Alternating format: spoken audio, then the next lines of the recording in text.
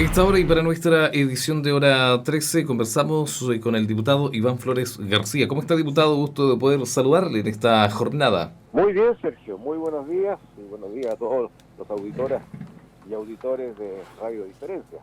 Bueno, muchísimas gracias, diputado. Estamos en una semana bien especial porque, bueno, estamos a puerta de lo que se viene ya para el próximo 25 de octubre, este plebiscito que hemos esperado de alguna manera. Pero antes de pasar a ese tema, diputado, me gustaría preguntarle de inmediato acerca de, bueno, cuál es su opinión, por supuesto, acerca de lo que ocurrió ayer en el contexto de que se cumplió un año del pasado 18 de octubre de 2019, de este estallido social que se le ha llamado.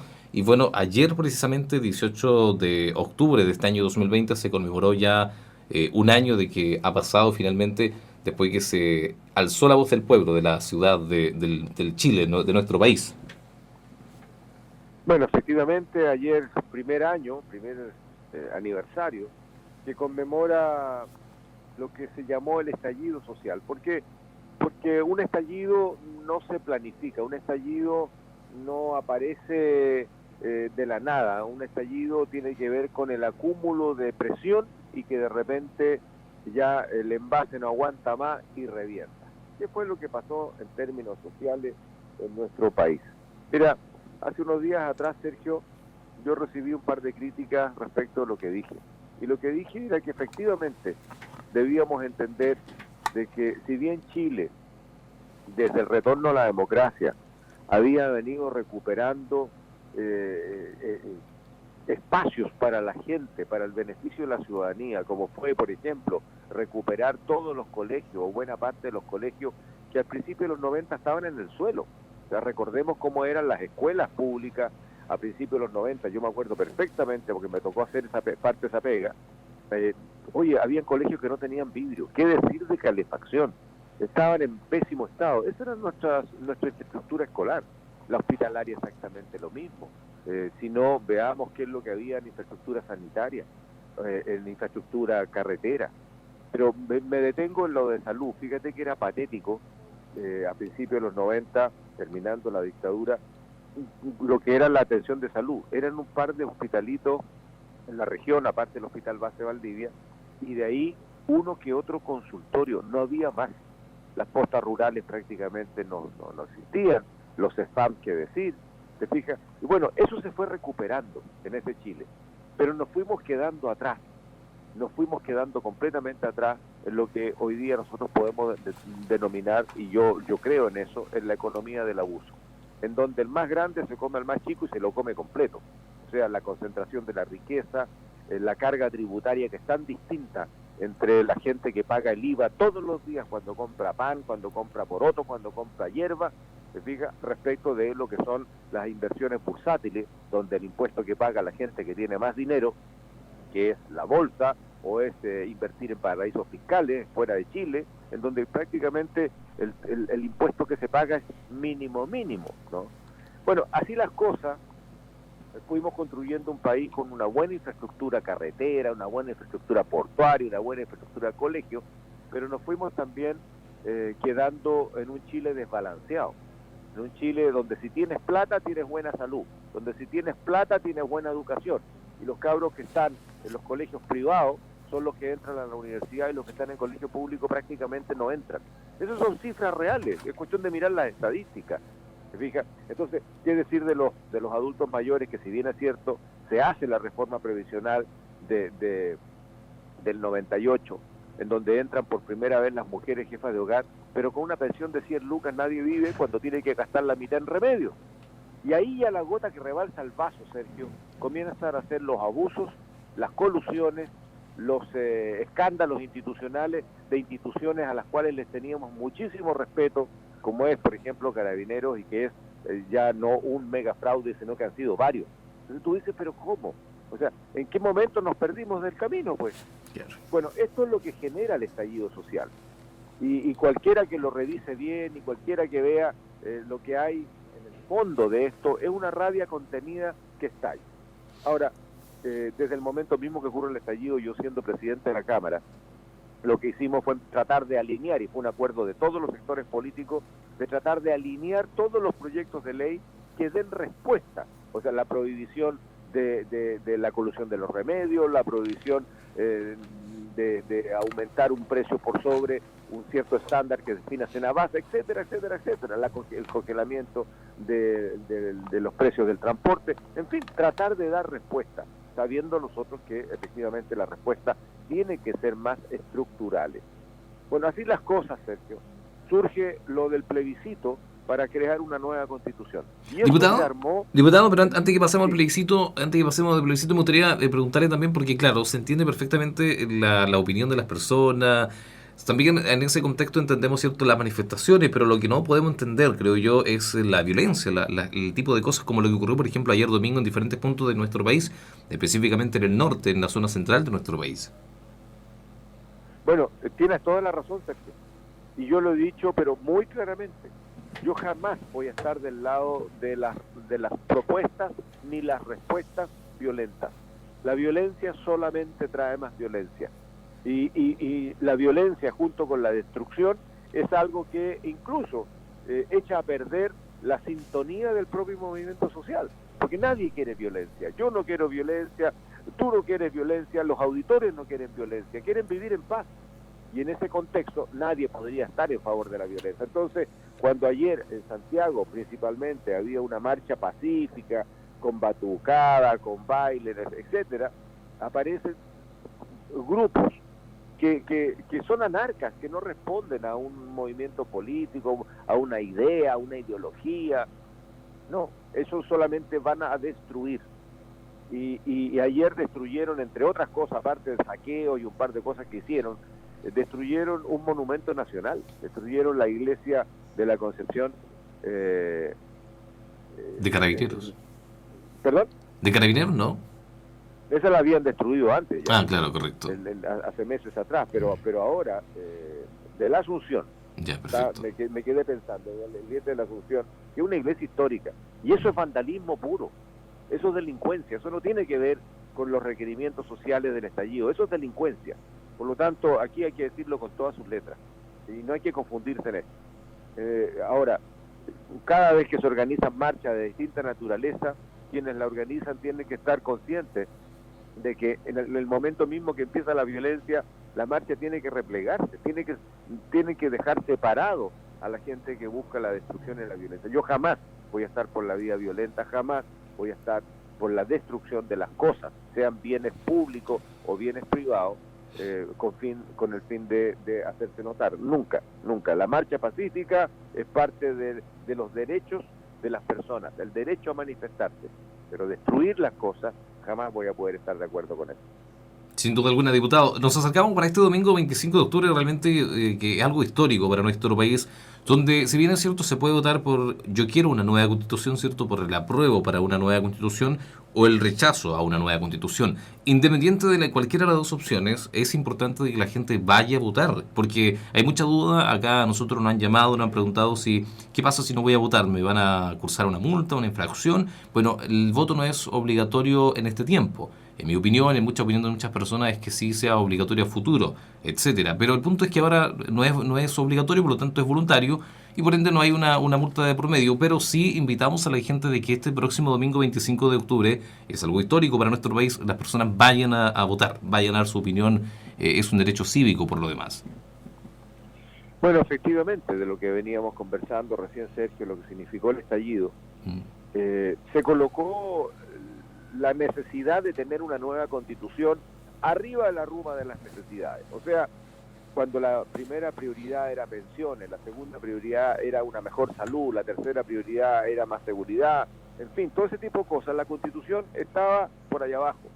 Pero fue con el estallido y todo el debate que vino después de hacer un Chile más justo, de hacer un Chile más para todos, pues, un Chile más inclusivo, fue que fue tomando mucha fuerza la idea de la nueva constitución, y así fue como, después de haber invitado al presidente de la República, yo personalmente, a 2 días del estallido, el día 20 de octubre, me acuerdo perfectamente, nosotros junto con el presidente del Senado, los dos, tomamos la determinación de hacer el 2+2, y esto fue empezar a trabajar con las dos comisiones de constitución del Congreso Nacional, tanto del Senado como de la Cámara, y es así como el día 16 de noviembre se llega a este acuerdo en donde todos los partidos políticos y las dos comisiones firmamos un acuerdo, excepto no estaba el Partido Comunista ni estaba parte del Frente Amplio, pero que hoy día están sumados al proceso del apruebo.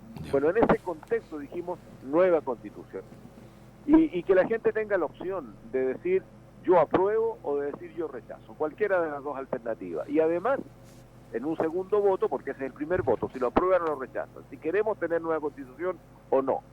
Y el segundo voto tiene que ver con cómo se va a hacer la nueva constitución en el caso de aprobarla.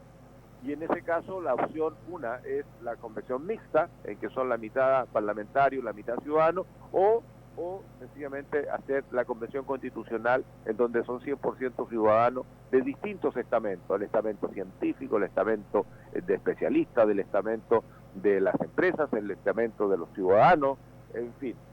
Logramos hacer una modificación constitucional para que haya paridad de género, para que sean mitad mujeres y mitad hombres los que se elijan en abril, junto con las elecciones de alcaldes, concejales, gobernadores regionales, se van a elegir los asambleístas constituyentes y de ahí para adelante, bueno, tienen un año para poder redactar la nueva constitución.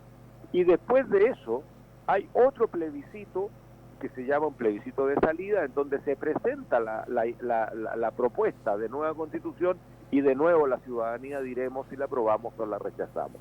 En este contexto, entonces, yo voy a votar apruebo, evidentemente. Correcto. Porque hay que trabajar. Y hay que trabajarlo esta vez no entre cuatro paredes, como se hizo en dictadura la Constitución del 80, sino que hay que trabajar de cara a la ciudadanía en debate nacional, con nuestros representantes, los que vamos a elegir en el mes de abril. Entonces, ahora el 25 votamos si se aprueba o se rechaza. Yo en mi caso voy a votar, por supuesto, apruebo, y de ahí para adelante se preparan las elecciones, porque estamos en octubre y la inscripción de las candidaturas es el 11 de enero. Ahí tenemos que tener claro, y de hecho acabamos de aprobar un proyecto, Sergio, en primer trámite, ahora se fue al Senado, para mayor facilidad de la inscripción de los candidatos independientes, porque la UDI, hay que decirlo con todas sus letras, porque así es, no nos dio los votos cuando hicimos la reforma constitucional para que los independientes tengan más facilidades en la inscripción, y se aprobó un 0,4% del padrón electoral. Nosotros decíamos el 0,2%. ¿Por qué la gente tiene que quedar amarrada a un partido político? Fue lo que dijimos nosotros. Bueno, se aprobó así porque se requería un altísimo quórum constitucional.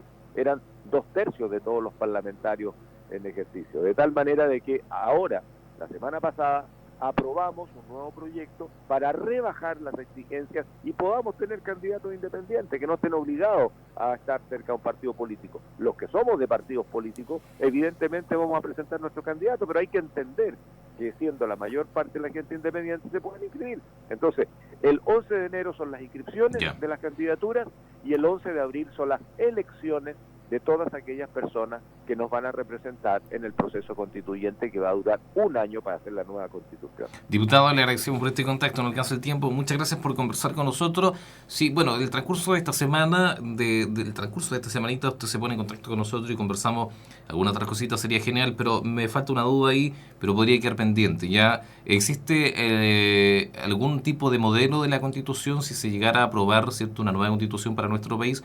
¿Hay modelos? ¿Existe algún modelo? Pregunta, Sergio. Ya, se lo pregunto entonces, respóndame, le doy unos minutitos ahí solamente en resumen, diputado, porque es una duda que me surge en el instante ahora y mucha gente puede tener esa duda también. ¿Existe algún modelo en específico de la Constitución para elaborarla o existe más de un modelo?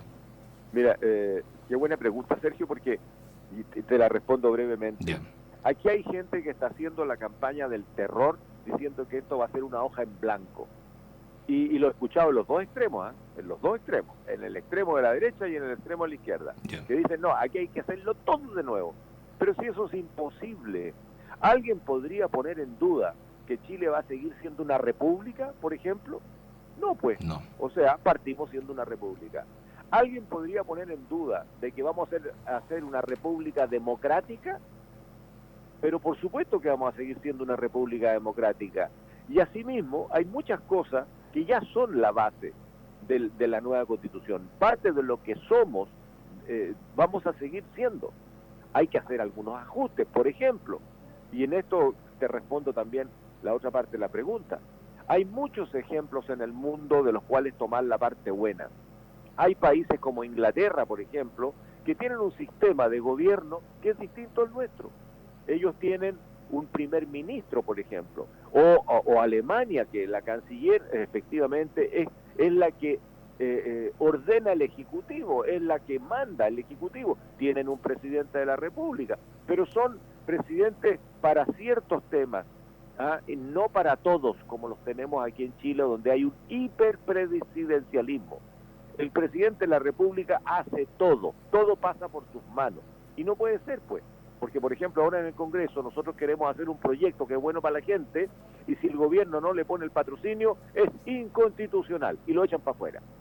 Y ahí tenemos que pelearla. ¿Cuántas veces a mí, como presidente de la Cámara, me acusaron de promover proyectos inconstitucionales, pero si eran proyectos mínimos, como por ejemplo la prohibición de corte de los servicios básicos en pandemia, que a la gente no le corten la luz, no le corten el agua, no le corten el teléfono, no le corten el internet, porque lo van a necesitar, todas esas cosas, para poder quedarse en la casa. Sin embargo, el gobierno, como nunca nos puso el patrocinio, nos acusaron de ser inconstitucionales. Ese excesivo presidencialismo yo creo que tiene que terminarse. Podemos explorar ejemplos como el alemán, ejemplos como el inglés, distintos ejemplos.